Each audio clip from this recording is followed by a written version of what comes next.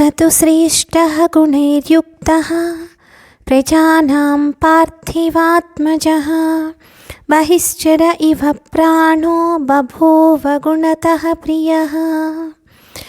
ఈ మహారాజ కుమారుడైన శ్రీరాముడు ఉత్తమమైన గుణాలన్నిటికీ కూడా పెన్నిది వంటివాడు. ఈ సద్గుణాలన్నీ రాముల్లో కలబోతగా ఉండడం వల్ల ప్రజలందరికీ ఆయనంటే ఎంతో ప్రేమ. సాధారణంగా ప్రాణం లోపల ఉంటుంది, ఎప్పుడు వెళ్ళిపోతుందో తెలియదు, వెళ్ళిపోయాక ఎలా వెళ్ళిపోయిందో కూడా తెలియదు. వెళ్ళిపోయింది, ప్రాణం పోయింది అని మాత్రమే అనుకుంటారు. కానీ ఇక్కడ తన సకల సద్గుణాల సంపదతోటి రాముడు ప్రజలందరికీ బహిప్రాణం లాంటి వాడయ్యాడు. సమ్యక్ విద్యావ్రతస్నాతో యథావత్ సాంగవేదవేత్ విశ్వస్త్రే చ పితుః శ్రేష్ఠో బభూవ భరతాగ్రజః.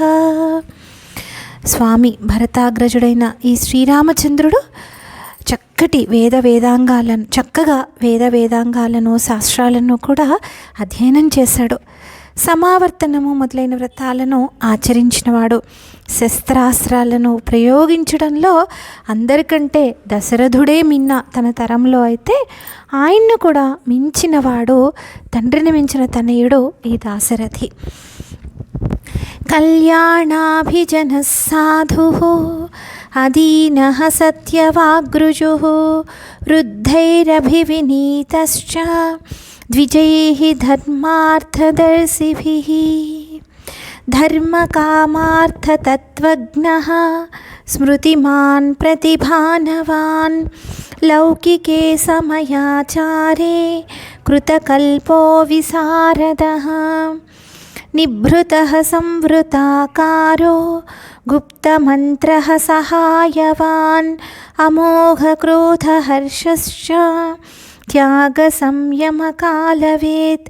దృఢభక్తిః స్థిరప్రజ్ఞో వాసద్గ్రాహీన దుర్వచాః విస్తంద్రిరప్రమత్తశ్చ స్వదోషపరదోషవేత్ శాస్త్రజ్ఞశ్చ కృతజ్ఞశ్చ పురుషాంతరకోవిదః యః ప్రగ్రహానుగ్రహయోః యథా న్యాయం విచక్షణః సత్సంగ్రహస్ప్రగ్రహణే స్థానవిన్నిగ్రహస్య చ ఆయకర్మణ్యుపాయజ్ఞః సందృష్టవ్యయకర్మవిత్ శ్రైష్యం శాస్త్రసమూహేషు ప్రాప్తో వ్యామిశ్రకేషు చ అర్థధర్మౌ చ సంగృహ్య సుఖతంత్రో న చాలసః వైహారికాణాం శిల్పానాం విజ్ఞాతార్థవిభాగవేత్ ఆరోహే వినయే చైవ యుక్తో వారణవాజినాం ధనుర్వేదవిదాం శ్రేష్ఠో లోకే అతిరథసమ్మతః అభియాతా ప్రహర్తా చ సేనానయ విశారదః అప్రధృష్యశ్చ సంగ్రామే క్రుద్ధైరపి సురాసురైః అనసూయోజితక్రోధో న దృప్తో న చ మత్సరీ న చావమంతా భూతానాం న చ కాలవసానుగః.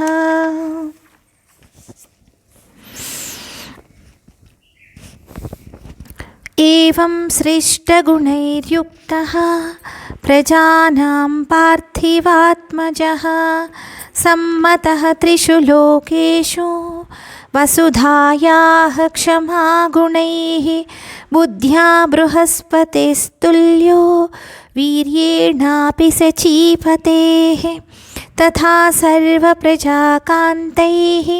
ప్రీతిసంజననైః పితుః గుణైర్విరురుచే రామో దీప్తః సూర్య ఇవాంశుభిః తమేవం వ్రతసంపన్నం అపృద్ధృష్య పరాక్రమం లోకపాలోపమం నాథం అకామయత మేదిని ఏతైస్తు బహిభిర్యుక్తం గుణైరనుపమైః సుతం దృష్ట్వా దశరథో రాజా చక్రే చింతాం పరం తపః. ఈ మహానుభావుడి గుణగణాలను వర్ణిస్తూ వెళ్తున్నారు మన వాల్మీకి మహర్షుల వారు. శ్రీరాముడికి అసూయ అంటే ఏమిటో తెలియదు. సజ్జనులను దరిచేర్చుకోవడం,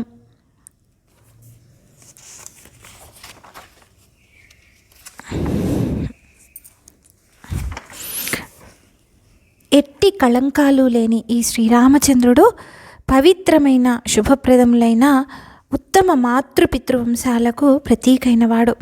ఇటు దశరథుడి వంశం, అటు కౌసల్యాదేవి పుట్టినిల్లు కూడా చాలా పవిత్రమైనవి. ఇంకా మహారాజు కొడుకు రాజకుమారుడుగా ఎన్నో బాధ్యతలు చక్కబెడుతూ ఉంటాడు శ్రీరాముడు.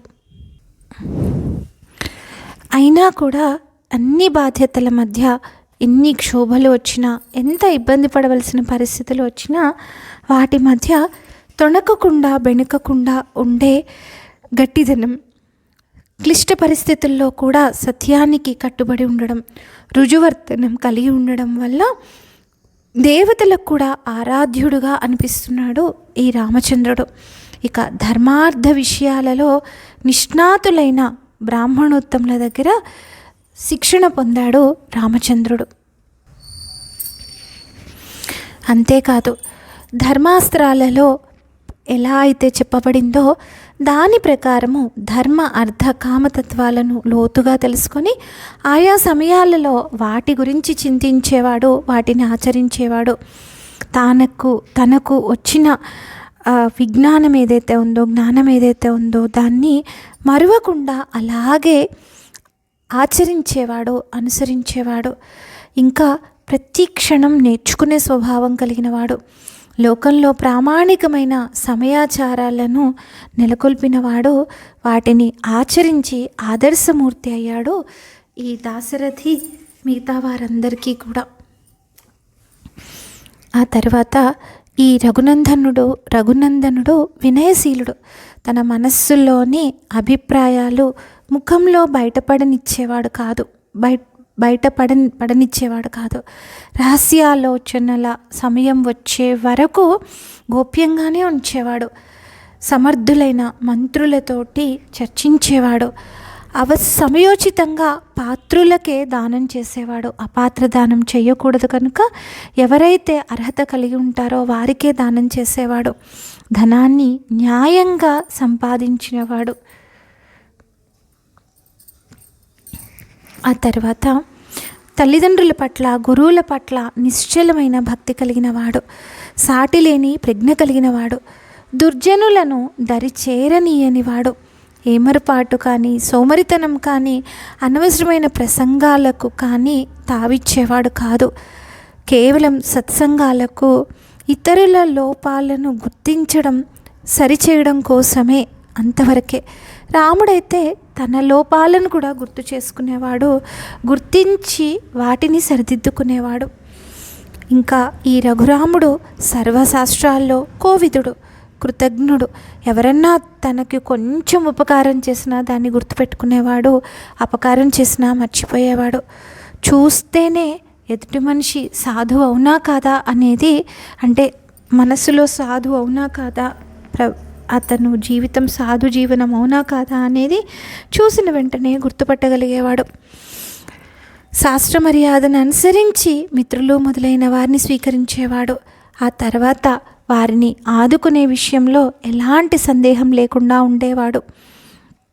ఇంకా మంచి వారిని దరిచేర్చుకోవడంలో, వారికి తోడ్పడడంలో ఈయన తర్వాతే ఎవరైనా అని అనిపించేవాడు. న్యాయసమ్మతంగా ప్రజలను నొప్పించకుండా వారి నుండి కోశాగారానికి కావలసిన ధనాన్ని సమకూర్చుకునేవాడు. సమయం ఎరిగి దుర్జనులను శిక్షించేవాడు. అలాగే శాస్త్ర ప్రకారం సంపాదించిన ధనాన్ని సముచితంగా వ్యయం చేసేవాడు. తన సొంత ఖర్చులు పెట్టుకునేవాడు కాదు. అలాగే సకల శాస్త్రాలలో, సంస్కృత భాషల్లో కలిగిన కావ్య నాటక అలంకారాల్లో రఘువరుడు కోవిదుడు. ధర్మబద్ధంగా ఆర్జించిన అర్థంలో ఎంత సుఖం లభిస్తే అంత సుఖమే చాలనుకునేవాడు.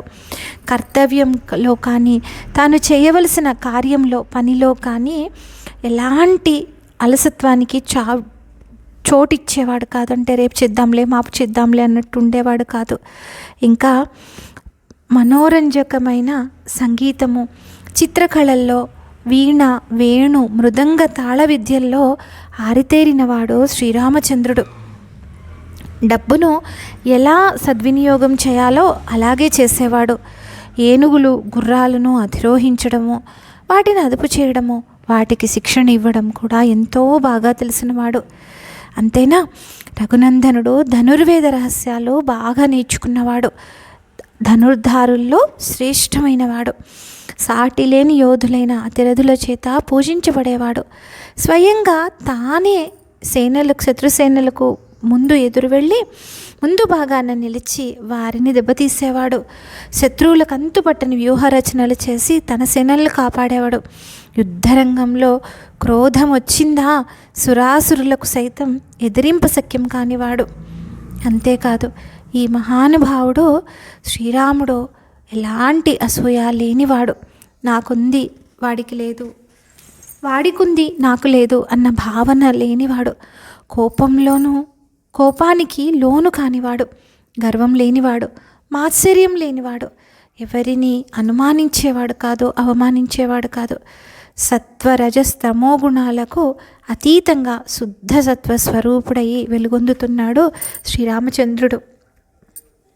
ఇలాంటి ఉత్తమ గుణాలు కలిగిన ఈ రామచంద్రుడు క్షత్రియ వంశానికి, రఘువంశానికి మణిపూసయి వర్ధిల్లుతున్నాడు.